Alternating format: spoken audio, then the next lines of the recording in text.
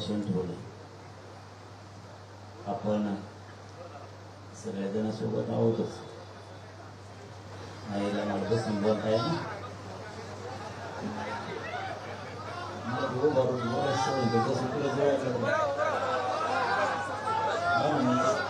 बसो का?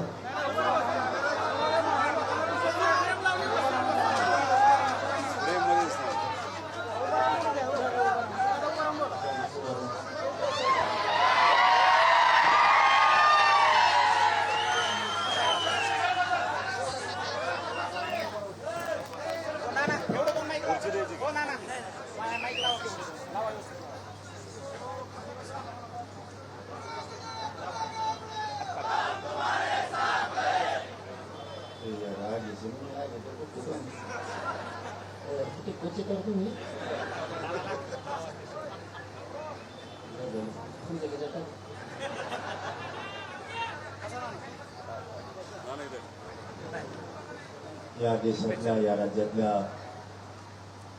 बळीराजासाठी आपल्या पांडुरंगाच्या नगरीत संघर्ष सुरू आहे. नक्की शेतकऱ्याला न्याय तर मिळालाच पाहिजे.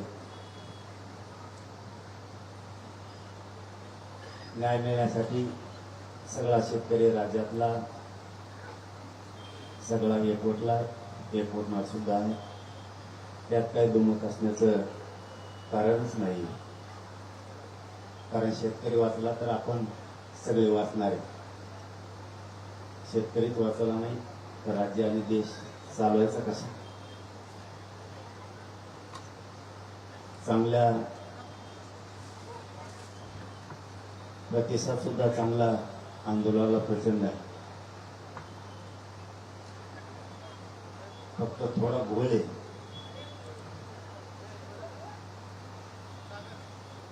तुम्ही किती पोटतिडकी नाही केलं तरी लोक त्यांना राजकारणच म्हणणार.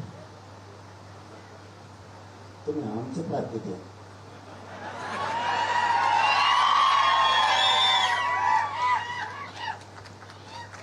आमचं पार्टीत लय मसाला.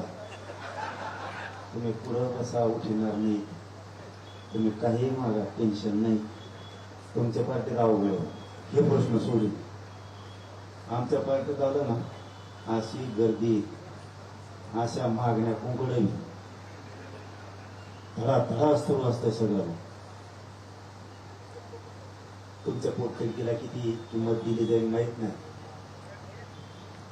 किती अराजकीय म्हणलं तरी मान्य किती जणांनी करायचं आहे याच्यापर्यंत सुद्धा विषय. पण आपण शेतकऱ्यासाठी बसलोत. माझं तरी मत, आपण या आंदोलनात तरी त्यांना शेतकऱ्याची लढाई म्हणून सगळ्यांनी बघावं. आपण का त्यांच्या राजकारणासाठी किंवा कोणाच्या याच्यासाठी आलेलो नाहीये. ते शेतकऱ्यासाठी लढायला लागलेत. आपण सुद्धा सगळे शेतकरी म्हणून साथ द्यायला हरकत नसावी. आता माहित अशी पंचायत होणार आहे. आता मी इथून गेलो तर म्हणते मी पवाराचा माणूस. परदिवशी रातभर मी देवेंद्र फडणवीसचा माणूस होतो. आता तिथून सुटलं आणि तुमच्या घरात दुखणार आहे. मी महिले भरपट चालू आहे.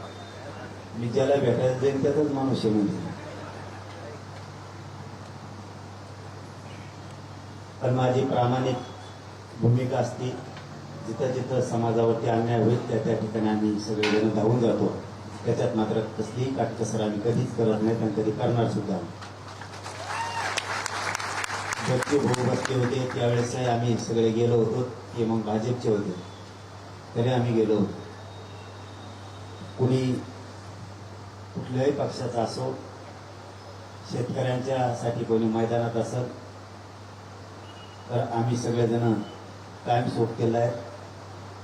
उद्या जर वाटत असलं कोणाला की मी यांच्याकडे भेटीला आलोय म्हणजे यांचा माणूस, उद्या भाजपचे सुद्धा लोक बसवा पसंतला बघा मी येतो मी सगळ्यात आधी.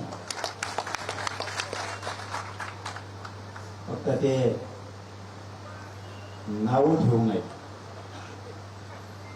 ते त्यांच्या भूमिकेवर आहेत. आम्ही आमच्या भूमिकेवरती ठाम आहेत. भूमिका शेतकऱ्याची आपण सगळ्यांनी बळ दिलं पाहिजे. त्यांनी मला एक आता जी आर दाखवलं, त्याच्यात त्यांनी सांगितलं शब्दाचा खेळ कसा असतो. बहु 3 वर्ष झालं मी तेच बघून बघून बेजार झालो. कुंकड काना कुंकड मात्र हानतील तळाला मिळाले मग आवडपासून कुठं फेस पाडीला देईल. तुम्हाला तर त्याच्यातलं लवकर कळलंच पाहिजे कुंकड काय हो केलंय काय नाही ते. आईला पण मग एक प्रश्न राव, तुम्हाला उपसंग बसायची वेळच नाही आला पाहिजे. मोदी साहेब पवार साहेब तांब्या भरून पाणी देते.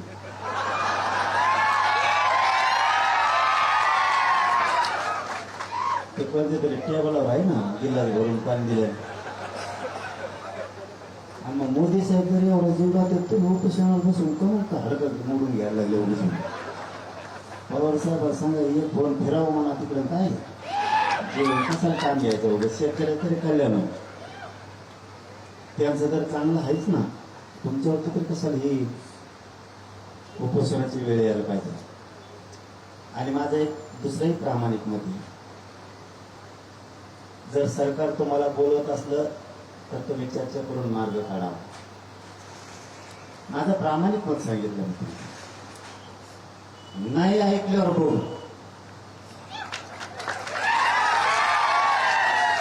सध्या जर चॅनलला पण बघितलं ते भरणे मामा म्हणले असं करूया तसं करू. मला वाटतं विश्वास ठेवावा एकदा. आम्ही ठेवलो होतो आयला तसं नाही रे. तुम्ही असं नका रिपोर्ट काय असेल तसा विश्वास नाही रे. एकदा त्यांची पहिली सुरुवात आहे. मग जर म्हणत असले ती एवढे वर जाऊन द्या ना काय त्याला तर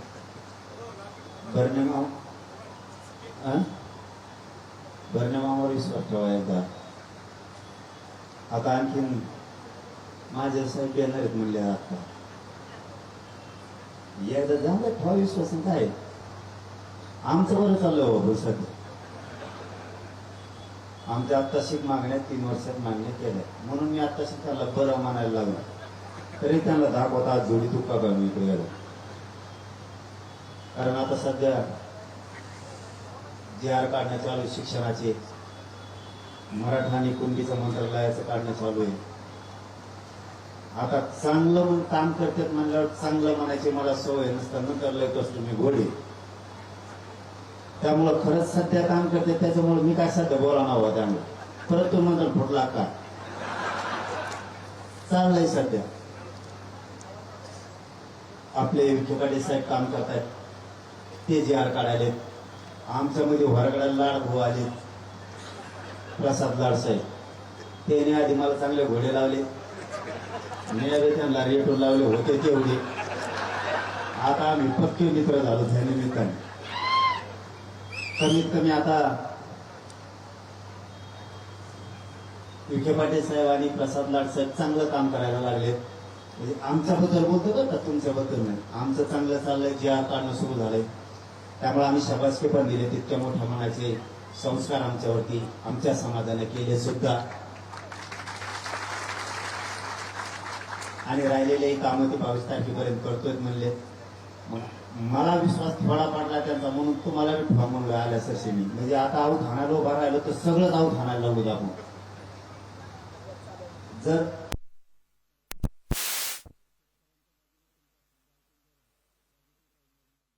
तर तुम्ही घ्यावं, चर्चेला जावं. उपोषण लय करू नका. लय बेकार आहे उपोषण. तुम्हाला काय सांगू भाऊ, तुम्हाला आता कळन. आता तुम्ही बसलात ना, तुम्ही 2-1 महिन्याने मला फोन केला करा. परदेशी केलता ना तसा 2-1 महिन्याने करा. तुम्ही म्हणते ना यायला उगच बसलोय तिच्या यायला वैतकच झालं. कारण चांगल्याच चांगल्याच्या बरगाड्या मोडा त्यात लय बेकार आहे. मी आत्ता गाडीत गोळ्या घेतल्या बार्शीच्या पुढं आल्या. इतकी प्रचंड आग होती. ठीक आहे तुमचे तळमळे शेतकऱ्यांसाठी त्याबद्दल तुम्हाला 100% मार्क आहेत. त्याबद्दल काही दुमत असायचं काही कारण नाही. पण इतकं अवघड आहे माहीत. हाडकं ना हाडकं पूर्ण ढिसूळ झाले. मी कधी मरल काय होईल सांगता सुद्धा येत नाही. इतक्या वेदना आहेत मला. माझ्या शिरा सुद्धा हाडकालच्या टाकल्या.